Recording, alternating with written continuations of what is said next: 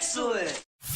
What's up guys, welcome back to Paul's Hardware. This is my monthly builds video for November 2016. I have two build part lists for you guys today using PC Part Picker. One is a Mini ITX build at a $3,100 price point, the fastest Mini ITX gaming PC I could put together. And then one is a much more reasonably priced one at about $1,100, both Mini ITX. And both of these are of course based on your feedback from last month's build video, which was asking these questions. And you guys all voted on this one here at the top. I do have another straw poll linked in the description down below. You guys should check that out for what you want to see in December. Have a bunch of them listed here, including a green and red Christmas themed PC, an updated entry-level X99 build. That one's thanks to Darshigan Guna, who posted that suggestion in the comments from last month's video. So thank you for that. But let's get right into it, because I have actually been out of the country for a couple weeks, and I may be suffering the ill effects of jet lag at any moment. So let's start with the $3,100 fastest possible Mini ITX gaming PC. Of course, I went with an i7 6700K, and the reason for that is because it's probably the fastest CPU you can get for gaming. Now, there is an X99 motherboard you can get that is Mini ITX. It's made by ASRock. It is called the X99E ITX/AC, but I ruled that out because this is a gaming build, and for gaming, I think the 6700K is a better choice even than some of the Intel enthusiast level chips. Now, if this was an all-around PC or something that you were going to be using for workstation or video editing or something, then yes, that might be a better option. Now, of course, we do need a water cooler for this CPU. You could go with an air cooler, but I decided to go with water cooling since this build is a little bit over the top. The processor's coming in at around $330 depending where you buy it. The water cooler I went with is an NZXT Kraken X31. And this is 120 millimeters, so it's going to fit a little bit better in some of the cases that you might choose for Mini ITX builds. And it's got a smaller size little pump and block mechanism down there at the bottom, which I went with mainly because, well, I needed it to fit on the Mini ITX motherboard that I chose, which was this Asus Maximus 8 Impact. This is going to cost you around $230 to $240, again, depending where you buy it. And this one is limited a bit around the CPU socket because it has these vertical areas here that it gives extra power delivery for, as well as that Supreme Effects audio module that's sticking up right there. This zoom function really is not doing much for me here on the Newegg website, but anyway, you can still see it there. So there's a little bit more limited space around the socket, but the benefits you get with this board, even though it's Mini ITX, are that it's going to be a really good overclocker, and it's also going to have much better audio than you might get on pretty much any other Mini ITX board, and that is a limitation of Mini ITX boards because you don't have an extra expansion slot, assuming that you're using a graphics card to drop a sound card into, for example. Now, for the memory, I went with the simple. I was going to do one of the PC Part Picker parametric filters for this, but I just went with this Corsair Vengeance LPX 2x16 gig kit. This is DDR4 2666, and I mean, I have this stuff right here, and it's pretty much just really basic, simple, black, looks good, gets the job done. If you find other memory that you think looks better, then go for it, because it's not going to be a huge difference to the overall performance. What is going to impact performance, though, apart mainly from the graphics card and the CPU, is your storage. And here's where I actually had a tough choice to make, because when you look at Mini ITX boards, you can find ones that have M.2 slots on them. This board from Asus actually has a U.2, which is like right down here. And they went with U.2 instead of M.2. So I was kind of torn at first. I was like, maybe I should go with the Mini ITX board that has an M.2, because there are faster M.2 drives than U.2 drives. This one is the Intel 750 series. I went with the 400 gig version. This is going to have like the little plug on it and then a little breakout thing, and it's got a 2.5 inch drive. And then you got to sort of connect the little mini SAS there and the little adapter and the power and all that good stuff. But it is a very fast SSD, NVMe, and it's faster than any SATA drive that you can plop in there. Now, for those of you who are saying you should have gone with the Samsung 950 Pro, I hear you. That is a bit faster than the 750, but I can't fit that on this board because it's only got U.2, and I opted for the better overclocking and the sound rather than that. So that was a toss-up. That was definitely a difficult choice, but this is what I went with. So I'm stuck with it. The Crucial MX300 I added in there for additional storage. This is a 2 terabyte drive, and it's just $500, or just under $500 if you can find it for that much. But it's a 2 terabyte SSD, and that's pretty drool worthy. So gives you about 2.4 terabytes of total storage, and it's all SSD storage. And then you have a graphics card, which is the Titan X Pascal, because it's the fastest gaming PC possible in mini ITX form factor. I like actually the NVIDIA cooler for the Titan XP and for their reference cooler for the Founders Edition, because it is a blower style cooler, and that is often a better bet to go with if you're going with a smaller form factor or something that's more cramped, because it's kind of got its own little airflow system and it's not going to contaminate the rest of the case with warm air. And then of course it is the fastest gaming card really that you can get right now, especially if you overclock it, at least until the 1080 Ti comes out, if and when that does happen. Now bear in mind, you do need to buy this directly from the NVIDIA website, and yes, it is $1,200, which is really, really expensive. But when you say go for the fastest thing you can, then things get expensive. So there you go. Case is a Corsair 380T. I agonized over the case decision. I was going to go with the N-Case M1. I think it's the M1. The N-Case is a cool little mini ITX case, but it's actually not listed on PC Part Picker. And I went with the 380T mainly because even though it's a little bit larger for a mini ITX case, it has really good airflow.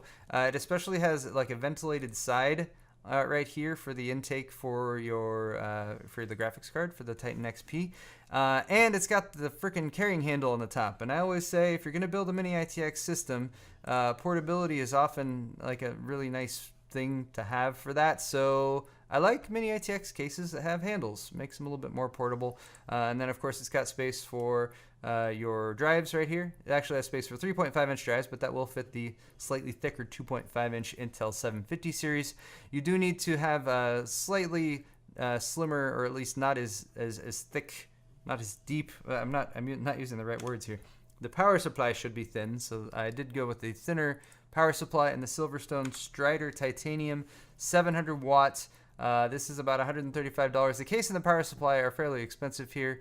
At least there are other options, but you know, it was an expensive system, so I was like, screw it, we'll go with that. Silverstone makes some really nice, very thin lengthwise power supplies.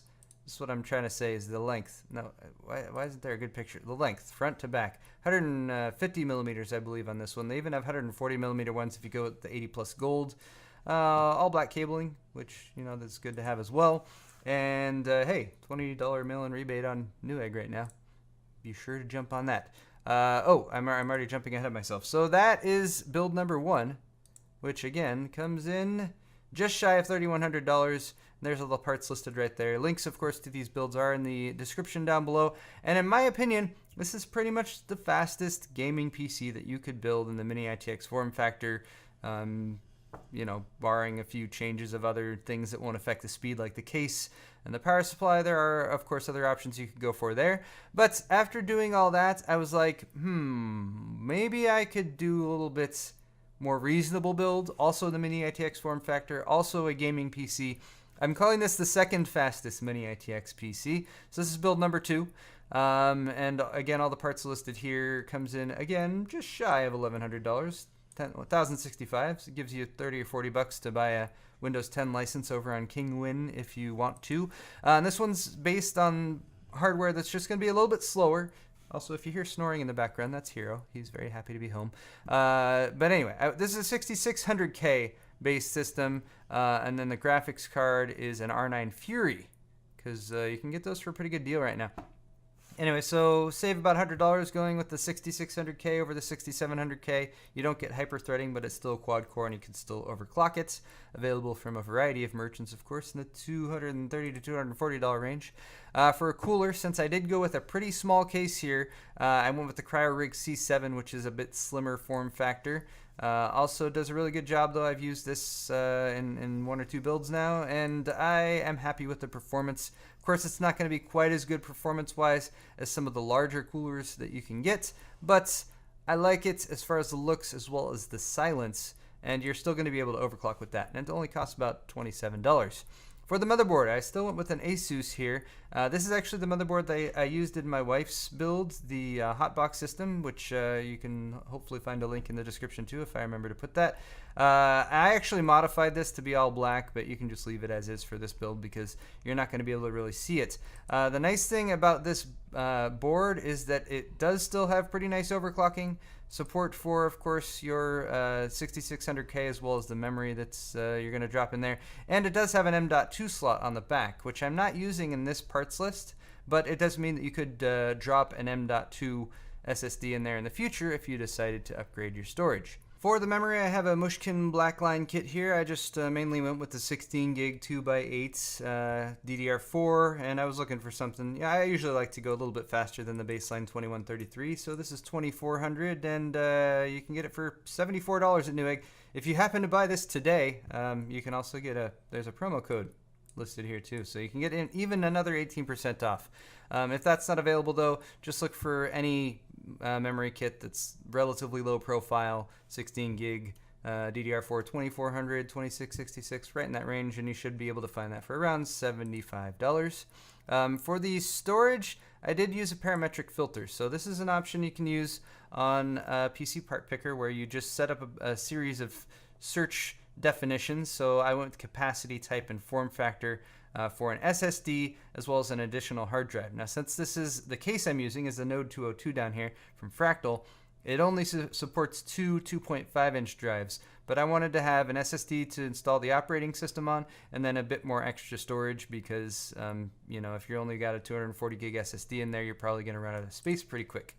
So what that ended up giving me was this rundown here for the SSD option. Let me sort that by price.